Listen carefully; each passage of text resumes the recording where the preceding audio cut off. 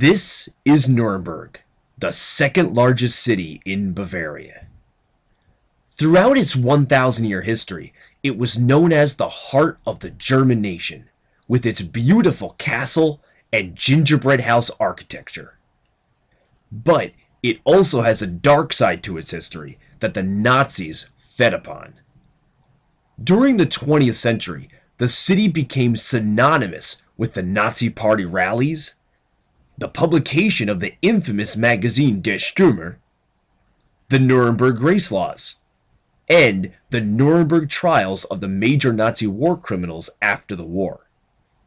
Today, I'll take you on a tour of the old city so that you can get a glimpse of Nuremberg's connection with Nazi Germany. Our first stop is the main market, known as the Hauptmarkt. Here, I'll tell you the incredible anti-Semitic story of its conception. Nuremberg, Germany. We're here right in the Hauptmarkt, which is the center of the city.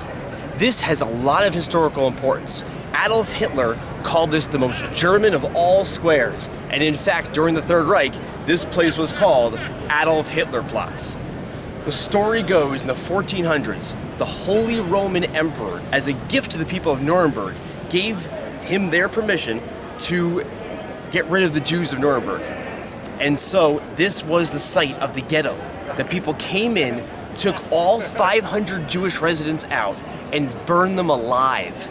They then tore down all their homes and tore down their synagogue, which used to be right there. And they built this church in its place.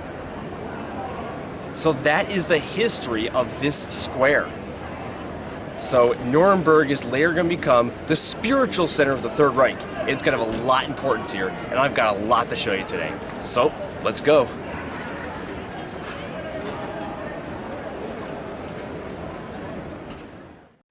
The murder of Nuremberg's Jews was not a spontaneous eruption of hate, but based on medieval religious philosophy. It was commonly believed in this time that the Jewish people had killed Christ, and therefore were disciples of the devil. Jews were accused of using a Christian child's blood to make Passover matzah, and desecrating the sacred bread used in the Eucharistic service of a Mass. In the 1340s, the Black Death engulfed most of Europe. With no known cause of the disease, society blamed the Jewish people for it, claiming they had poisoned the wells of Nuremberg to bring untold suffering on its population. It was for this reason Emperor Charles IV gave the people permission to wipe out the Jewish inhabitants. The church in the main market is called the Frauenkirche, or the Church of Our Lady, consecrated a decade after the destruction of the Nuremberg ghetto. At noon every day, visitors can see the so-called Run of the Little Men at the front of the church. This was placed in homage to Emperor Charles IV, who you can see here in the center, by the people of Nuremberg to express their gratitude that he had authorized them to expel the Jews from the town center. Because of the main market's association with the destruction of the city's Judaism, Hitler would later call it the most German of all squares. He'll have his photo taken with the Frauenkirche on many occasions, and as I noted earlier, the main market was renamed Adolf Hitler Platz in the Nazi era. Also on the square is the appropriately titled Beautiful Fountain. It was built from 1385 to 1396 and is often seen in photographs and films of the Nazi era. Ironically, statues on the fountain include Moses and 7 other prophets from the Hebrew Bible: Hosea, Daniel, Jeremiah, Ezekiel, Amos, Isaiah, and Joel. I'm right next to the Hauptmarkt, and this is an extremely important street. There's so many pictures of the Nazis marching down this street in front of the big square. As you look down the street, there are many, many photographs that I'll show you of all the Nazis and Hitler basically at this very spot.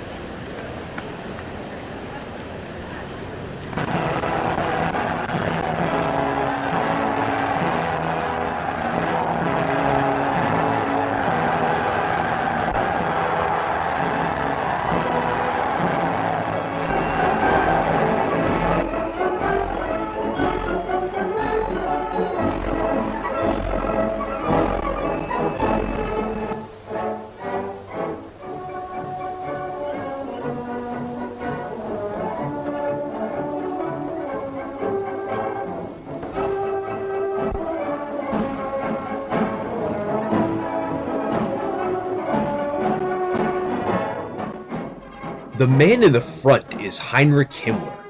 He was the leader of the SS and responsible for all of the concentration camps during the Holocaust.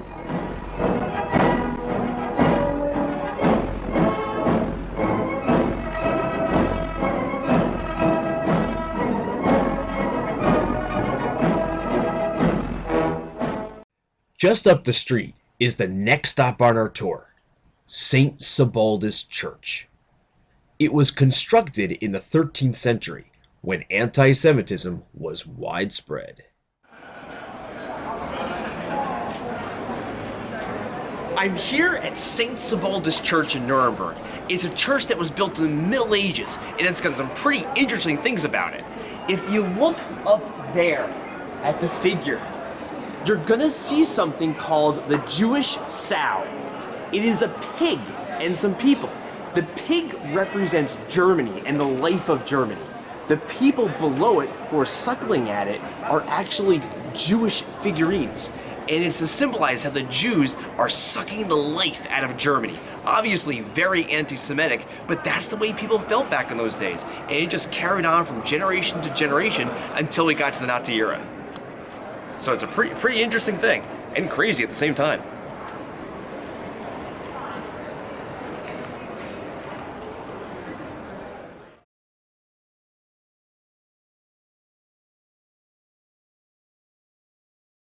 On the opposite side of the church is yet another anti-Semitic fixture.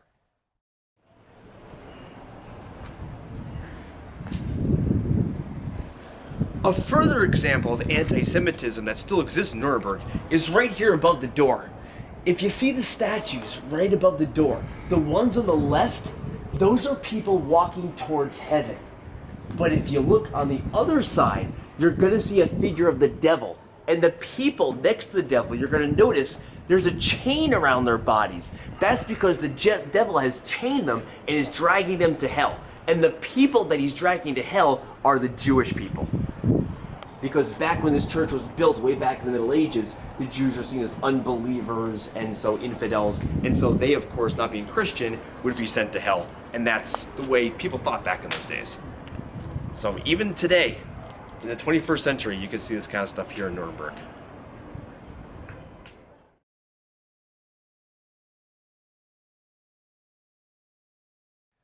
I'm now going to take you to a street that to a person who only knows English would find perplexing.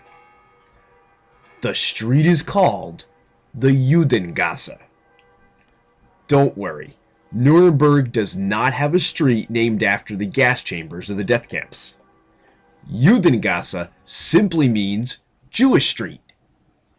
In 1349, a year after the Jewish community was killed, Nuremberg allowed Jews to return, and they built the new ghetto on this street, hence its name. For 150 years, it thrived until 1499, when the Jewish community was forced out. Most of the homes in the street were built after World War II, so only the name of the street today reminds people of its historical legacy. Many cities in Germany still have a Udengasa, the most famous being in Frankfurt.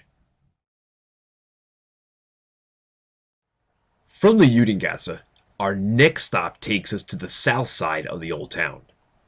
We can't discuss the history of anti-Semitism in Nuremberg without mentioning Julius Streicher. One thing about Nuremberg is that the area was run by a notorious Nazi called Julius Streicher. Julius Streicher was well known for publishing that anti-Semitic magazine called Der Stürmer. And right behind me is the publishing house of Der Stürmer. It was printed right here in Nuremberg.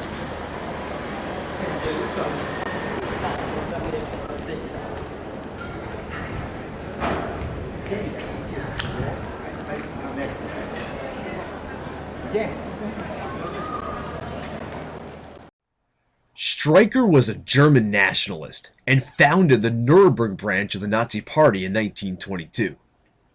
When Hitler came to power, he appointed Streicher the governor of the Nuremberg area, called Franconia, and quickly became known as the Franconian Führer. He used his political power for profit and became so notorious that a Nazi court charged him with corruption, and Hitler was forced to dismiss him in 1940. Streicher's most lasting contribution to anti-Semitism was his weekly newspaper, Der Stürmer, which he had 100% ownership. It was subtitled The German Weekly in the Fight for the Truth, and at the bottom, The Jews Are Our Misfortune. It was filled with racist articles portraying Jews as thieves and rapists. By 1938, Der Stürmer had over 500,000 copies in circulation and employed over 300 people.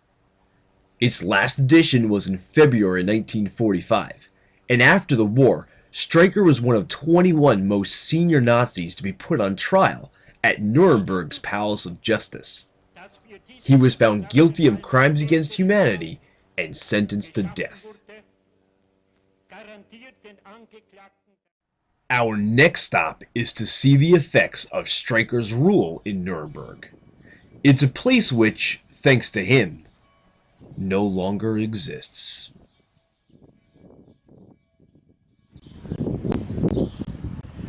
In 1874, at this very spot, the Jews of Nuremberg built their synagogue, and for years it was the mainstay of the Nuremberg Jewish community. Then when the Nazis took over, everything changed. Julius Streicher, that diehard Nazi, became the leader of the Gau of this area, and in August of 1938, he ordered its destruction. The only thing left is this memorial right here, dedicated to where this synagogue used to be. The reason why they didn't rebuild the synagogue after the Nazi era is simple. There were simply no Jews left in Nuremberg to open a new synagogue. So all that remains is this to remind people once was stood here.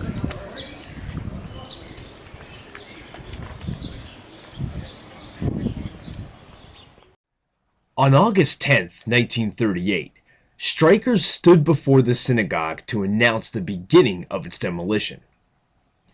In that week's issue of Der Stürmer, Streicher wrote, "Ostentatious, soulless, and insolent, this synagogue rises above the roofs of buildings and houses of this treasure chest of the German Reich and the city of the party rallies. Amidst the most German city of all times, we are confronted with a piece of Orientalism, a piece of disgrace, sculpted into stone." The final stop on our tour takes us to a site that connects Nuremberg's significance in the Holy Roman Empire to that of Nazi Germany. This is the site of the former St. Catherine's Church. This church actually has a good lot of links to it to Hitler and the Third Reich. It was built back in the Middle Ages, and it's very important because this is where the crown jewels of the Holy Roman Empire were kept. Hitler, of course, he really wanted to establish that this was the Third Reich and a successor to the Second and First Reichs. So during the Third Reich, he brought the imperial crown jewels of the Holy Roman Empire back from Vienna, where they had been stored after Nuremberg, to this very church. During the war, St. Catherine's was destroyed. They left it as a memorial today, and they still play some concerts in here. But its importance is those jewels of the Holy Roman Empire. He wanted to make sure they were taken back to this very church right here. And there's photographs of him that I can show you now of Hitler inside the church looking at the crown jewels themselves. The only thing left to remind people what it was is the outer shell of the building and its old bell, which was found among the ruins after the devastation in World War II.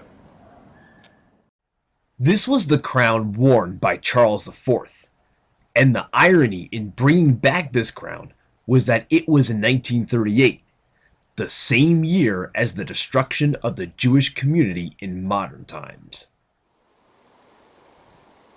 So that concludes our tour in Nuremberg, a city which has so much to offer students. From the 14th century to the Nazi era, history can be found everywhere in this city. I encourage you to use this tour as a starting point for your own studies, because knowledge never ends. I'll see you on the next in-class field trip.